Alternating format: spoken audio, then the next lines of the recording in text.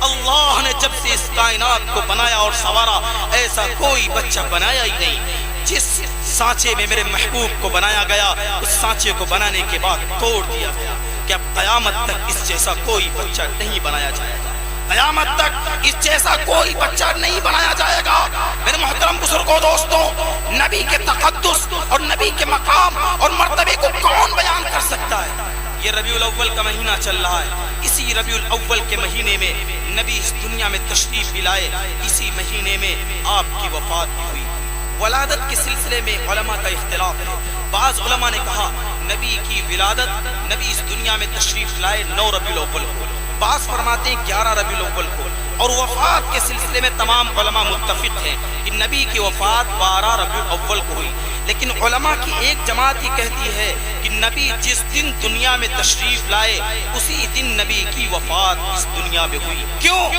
تاکہ اگر ایک طرف نبی کی ولادت کی خوشی منائی جائے تو دوسری طرف فوراً یاد آ جائے کہ میرے آقا اسی دن اس دنیا سے تشریف لے گئے تھے، تاکہ خوشی میں حد سے آگے نہ بڑھے، خودی سے حد پہ آگے نہ بڑھے، خوشی اور غم میں اعتدال قائم رہے، خوشی اور غم میں توازن قائم رہے۔ اس لیے اللہ نے حکمت عملی کے پیش نظر ایک تکوینی نظام کے تحت نبی کو اسی دن اس دنیا میں بھیجا اور اسی دن نبی اس دنیا سے تشریف لے گئے، جو کہ آج ہی کے دن میرے آقا اس دنیا سے تشریف لے گئے ہیں۔ اس لیے نبی کی وفات بھی آپ حضرات کے سامنے بیان کروں گا۔ نبی جب اسرائیل علیہ السلام عام لوگوں کی روح قبض کرنے کے لیے آتے ہیں، جیسے ہی روح قبض کرنے کے لیے آئے پوچھتے نہیں ہیں، اجازت نہیں لیتے، جیسے ہی آتے ہیں دبوچتے ہیں، روح قبض کرتے ہیں اور دھڑام سے گر جاتا ہے۔ اسرائیل علیہ السلام بڑے بڑے سلاطین، بڑے بڑے حکمراں، بڑے بڑے بادشاہوں کے پاس جاتے ہیں لیکن کسی سے اجازت نہیں لیتے ہیں۔ لیکن وہ شخص جب میرے محبوب کے پاس آتا ہے، بارگاہ نبوت میں آتا ہے، تو دست بستہ کھڑے ہو کر کے نبی سے اجازت لیتا ہے، یا نبی اللہ اگر آپ کی اجازت ہو تو آپ کی روح قبض کی جائے۔ اللہ نے کہا ہے کہ محبوب سے اجازت لے لینا، اگر محبوب اس دنیا میں اور رہنا چاہیں تو ان کو اور رہنے دینا۔ جبریل علیہ السلام بھی آئے تھے، نبی نے جبریل کی طرف دیکھا کہ جبریل تم کیا کہتے ہو؟ جبریل نے کہا یا رسول اللہ، اللہ آپ کے دیدار کا منتظر ہے، اللہ آپ کے دیدار کا منتظر ہے۔ دنیا کے تمام انسان، دنیا کے تمام انبیاء اللہ کے دیدار کے مشتاق، اللہ کے دیدار کے منتظر۔ قربان جائیے میرے آقا پر، میرے مولا پر، کالی کملی والے پر کہ اللہ اس کے دیدار کا انتظار کر رہا ہے، اللہ اس کے دیدار کا مشتاق ہے، اللہ اس کے دیدار کے اشتیاق میں ہے۔ نبی نے جب یہ جملہ سنا تو نبی کا دل عشق الہی سے لبریز ہو گیا، عشق الہی سے لبریز ہو گیا۔ اچھا اے جبرائیل، میری نبی اللہ تعالیٰ میری ملاقات کرنا چاہتا ہے، اے اسرائیل جلدی میری روح قبض کرو، جلدی مجھے اللہ کے پاس لے چلو۔ جب اسرائیل علیہ السلام روح قبض کرنے لگے، نبی نے کہا اے اسرائیل تھوڑی دیر ٹھہر جاؤ۔ اسرائیل ٹھہر گئے، فرمایا اے اسرائیل جب تم میری روح نکال رہے تھے تو مجھے تکلیف ہو رہی تھی، بتاؤ کیا میری امت کو اتنی تکلیف ہوگی؟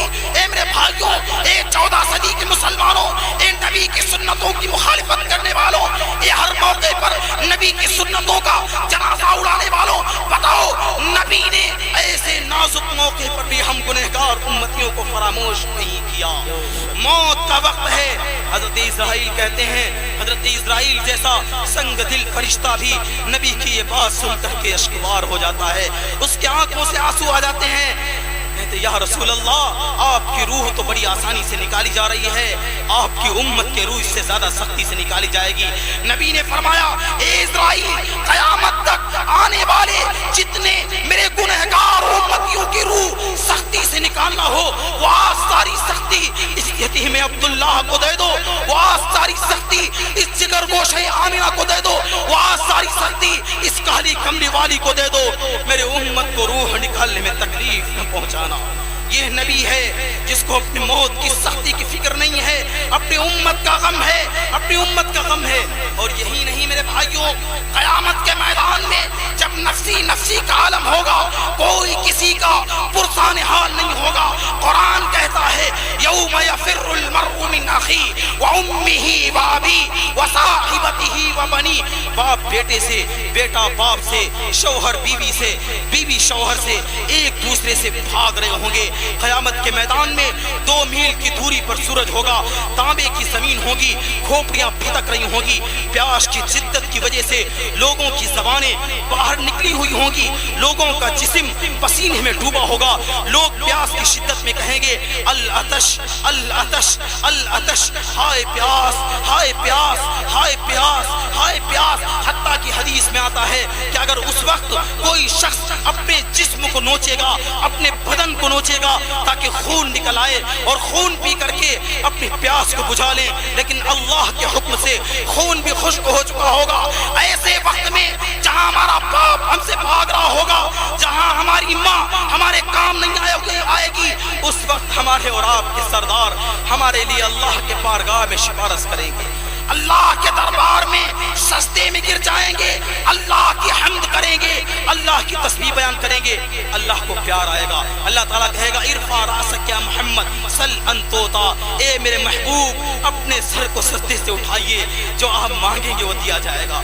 बताइए ऐसे वक्त में अगर हमसे अल्लाह कहते तुम मांग लो जो तुमको मांगना है, तो हम अपने घर वालों को याद करते, हम अपने बेटों को याद करते, हम अपने बाप को याद करते, लेकिन उस वक्त में नबी को आपकी चहीती लाडली हजरत फातिमा याद नहीं आई, हजरत ज़ैनब याद नहीं आई, हजरत रुक़ैया याद नहीं आई, हजरत उम्मे कुलसूम याद नहीं आई, आपके चहीते लाडले हजरत हसन और हुसैन याद नहीं आए। उस वक्त मेरे नबी सस्ते में गिर करके कहते हैं या रब्बी उम्मती इरहम उम्मती, या रब्बी उम्मती इरहम उम्मती, ए अल्लाह मेरी गुनहगार उम्मत को बख्श दीजिए, ए अल्लाह मेरी गुनहगार उम्मत को माफ कर दीजिए। अल्लाह फरमाएगा ए मेरे महबूब तुम्हारी उम्मत के दिल में राई के दाने से कम, बुखारी की रिवायत है औ अदना औ अदना औ अदना, उससे भी कम, उससे भी कम, उससे भी कम अगर ईमान है, जाओ हमने उसको भी बख्श दिया, उसको भी जन्नत दे दी।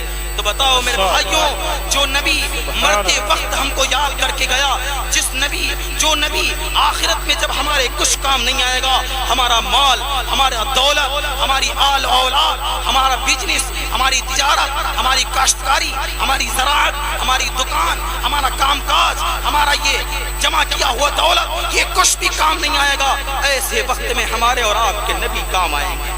तो बताओ ऐसे नबी से मोहब्बत करना जरूरी है कि नहीं जरूरी है? बहरहाल हजरत इस्राईल अलैहिस्सलाम ने रूह कब्ज की।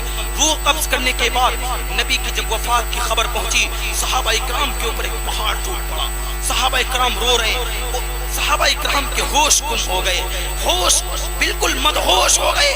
हजरत उमर तो मदहोशी के आलम में ये कहने लगे कि ये लोगों, नबी की वफात नहीं हुई है, नबी तो मेराज में गए हैं, जो ये कहेगा नबी की वफात हुई है मैं उसके सर को धड़ से अलग कर दूंगा। ये नबी की वफात का गम सहाबा के ऊपर पड़ा। हजरत फातिमा कहती हैं मेरे अब्बा हुजूर की वफात का गम जो मुझ पर पड़ा है, अगर वो गम पहाड़ों के ऊपर डाल दिया जाता तो पहाड़ दब करके जमीन की आखिरी सतह पर पहुंच जाते, जमीन की आखिरी सतह पर पहुंच जाते, तमाम